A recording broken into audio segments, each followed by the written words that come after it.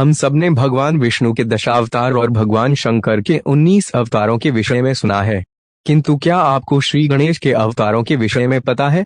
वैसे तो श्री गणेश के कई रूप और अवतार हैं, किंतु उनमें से 8 अवतार जिसे अष्टरूप कहते हैं वो अधिक प्रसिद्ध हैं। इन 8 अवतारों की सबसे बड़ी विशेषता यह है कि इन्हीं सभी अवतारों में श्री गणेश ने अपने शत्रुओं का वध नहीं किया, बल्कि उनके प्रताप से वे सभी स्वतः उनके भक्त हो गए। आइए उसके विषय में कुछ जानते हैं। वक्रतुंड मत्स्यरासुर नामक एक राक्षस था जो महादेव का बड़ा भक्त था। उसने भगवान शंकर की तपस्या कर ये वरदान प्राप्त किया कि उसे किसी का भय न हो। वरदान पाने के बाद मत्स्यरासुर ने देवताओं को प्रताड़ित करना शुरू कर दिया। उसके 2 पुत्र थे, सुंदरप्रिय और विश्वप्रिय, जो अपने पिता के समान ही अत्याचारी थे। उनके अत्याचार से तंग आकर सभी देवता महादेव की शरण में पहुंचे। शिवजी ने उन्हें श्री गणेश का आह्वान करने को कहा। देवताओं की आराधना पर श्री गणेश ने विकट सूंड वाले वक्रतुंड अवतार लिया और मत्स्यरासुर को ललकारा। अपने पिता की रक्षा के लिए सुंदरप्रिय और विषप्रिय दोनों ने उन पर आक्रमण किया, किंतु श्री गणेश ने उन्हें तत्काल अपनी सूंड में लपेटकर मार डाला। ये देखकर मत्स्यरासुर ने अपनी पराजय स्वीकार की और श्री गणेश का भक्त बन गया। एक दंत एक बार महर्षि च्यवंत को एक पुत्र की इच्छा हुई तो उन्होंने अपने तपोबल से मद नाम के राक्षस की रचना की। वह च्यवंत का पुत्र कहलाया। मद ने दैत्य गुरु शुक्राचार्य से शिक्षा ली और हर प्रकार की विद्या और युद्ध कला में निपुण बन गया। अपनी सिद्धियों के बल पर उसने देवताओं का विरोध शुरू कर दिया और सभी देवता उससे प्रताड़ित रहने लगे। सभी देवों ने एक स्वर में श्री गणेश को पुकारा। इनकी रक्षा के लिए तब वे एक दंत के रूप में प्रकट हुए। उनकी 4 भुजाएं और एक दांत था। वे चतुर्भुज रूप में थे, जिनके हाथ में पाश, परशु, अंकुश और कमल था। एक दंत ने देवताओं को अभय का वरदान दिया और मदासुर को युद्ध में पराजित किया। महोदर, जब कार्तिकेय जी ने तारकासुर का वध कर दिया तो दैत्य गुरुवार शुक्राचार्य ने मुहासुर नाम के दैत्य को देवताओं के विरुद्ध खड़ा किया। वे अनेक अस्त्र शस्त्रों का ज्ञाता था और उसका शरीर बहुत विशाल था। उसकी शक्ति की भी कोई सीमा नहीं थी। जब उस विकट रूप में मुहासुर देवताओं के सामने पहुंचा तो वे भयभीत हो गए। तब देवताओं की रक्षा के लिए श्री गणेश ने महोदर अवतार लिया। उस रूप में उनका उदर अर्थात पेट इतना बड़ा था कि उसने आकाश को आच्छादित कर दिया। जब वे मुहासुर के समक्ष पहुंचे तो उनका वो अद्भुत रूप देखकर मुहासुर ने बिना युद्ध के ही आत्मसमर्पण कर दिया। उसके बाद उसने देव महोदर को ही अपना इष्ट बना लिया। विकट, जालंधर और वृंदा की कथा तो हम सभी जानते हैं।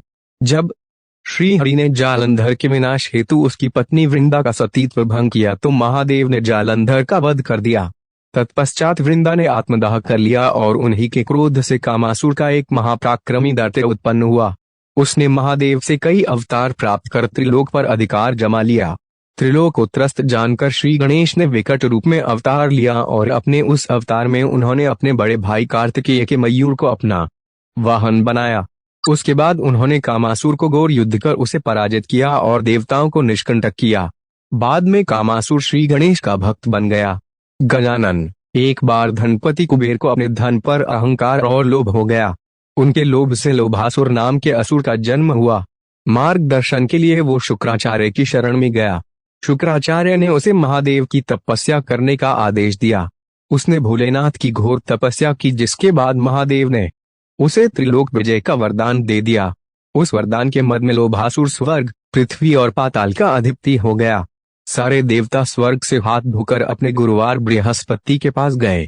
देवगुरु ने उन्हें श्री गणेश की तपस्या करने को कहा।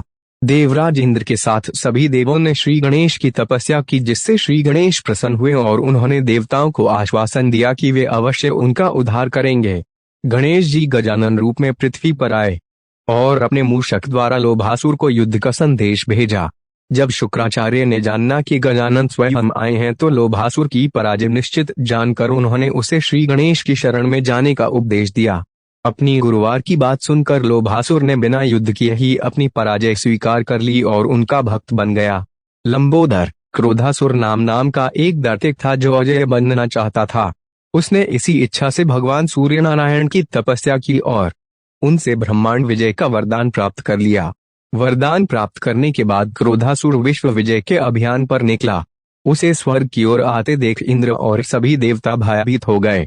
उन्होंने श्री गणेश से प्रार्थना की कि वो किसी भी प्रकार क्रोधासुर को स्वर्ग पहुंचने से रोकें। तब वे लंबोदर का रूप लेकर क्रोधासुर के पास आए और उसे समझाया कि वो कभी भी अजय नहीं बन सकता। इस पर क्रोधासुर उनकी बात ना मानकर स्वर्ग की ओर बढ़ने लगा। ये देखकर श्री गणेश ने अपने उदर पेट द्वारा उस मार्ग को बंद कर दिया। ये देखकर क्रोधासुर दूसरे मार्ग की ओर मुड़ा। तब लंबोदर रूपी श्री गणेश ने अपने उदर को विस्तृत कर वो मार्ग भी रुद्ध कर दिया। क्रोधासुर जिस भी मार्ग पर जाता, श्री गणेश अपने उदर से उस मार्ग को बंद कर देते। ये देखकर क्रोधासुर का अभिमान समाप्त हुआ और वो श्री गणेश का भक्त बन गया। उनके आदेश पर उसने अपना युद्ध अभियान बंद कर दिया और पाताल में जाकर बस गया। विघ्नराज, एक बार माता पार्वती कैलाश पर अपनी सखियों के साथ बातचीत कर रही थी। उसी दौरान वे जोर से हंस पड़ी। उनकी हंसी से एक विशाल पुरुष की उत्पत्ति हुई। चूंकि उसका जन्म माता पार्वती के ममता भाव से हुआ था, इसीलिए उन्होंने उसका नाम मम रखा। बाद में मम देवी पार्वती की आज्ञा से वन में तपस्या करने चला गया। वहीं वो असुराज शंभरासुर से मिला। उसे योग्य जानकर शंभरासुर ने उसे कई प्रकार की आसुरी शक्तियां सिखा दी। बाद में शंभरासुर ने मम को श्री गणेश की उपासना करने को कहा। मम ने गणपति को प्रसन्न कर अपार शक्ति का स्वामी बन गया। तब पूर्ण होने के बाद शंभरासुर ने उसका विवाह अपनी पुत्री मोहिनी के साथ कर दिया। जब दैत्य गुरु शुक्राचार्य ने मम के तप के बारे में सुना तो उन्होंने उसे दैत्यराज के पद पर विभूषित कर दिया। अपने बल के मद में आकर ममासुर ने देवताओं पर आक्रमण किया और उन्हें परास्त कर कारागार में डाल दिया। तब उसी कारावास में देवताओं ने गणेश की उपासना की, जिससे प्रसन्न हो श्री गणेश विघ्नराज विघ्नेश्वर के रूप में अवतरित हुए। उन्होंने ममासुर को युद्ध के लिए ललकारा और उसे परास्त कर उसका मान मर्दन किया। अंततः ममासुर उनकी शरण में आ गया। तत्पश्चात उन्होंने देवताओं को मुक्त कर उनके विघ्न का नाश किया। धूम्रवर्ण, एक बार भगवान सूर्य नारायण को छींक आ गई और उनकी छींक से एक दैत्य की उत्पत्ति हुई। उस दैत्य का नाम उन्होंने अहम रखा। उसने दैत्य गुरु शुक्राचार्य से शिक्षा ली और अहंतासुर नाम से प्रसिद्ध हुआ। बाद में उसने अपना स्वयं का राज्य बसाया और तब कर श्री गणेश को प्रसन्न किया। उनसे उसे अनेकानेक वरदान प्राप्त हुए। वरदान प्राप्त कर वो निरंकुश हो गया और बहुत अत्याचार और अनाचार फैलाया। तब उसे रोकने के लिए श्री गणेश ने धुएं के रंग वाले रूप में अवतार लिया और उसी कारण उनका नाम धूम्रवर्ण पड़ा। उनके हाथ में एक दुर्जय पाश था, जिससे सदैव ज्वालाएं निकलती रहती थीं। धूम्रवर्ण के रूप में गणेश जी ने अहंतासुर को उस पाश से जकड़ लिया। अहम ने उस पाश से छूटने का बड़ा प्रयास किया, किंतु सफल नहीं हुआ। अंत में उसने अपनी पराजय स्वीकार कर ली और देव धूम्रवर्ण की शरण में आ गया। तब उन्होंने अहंतासुर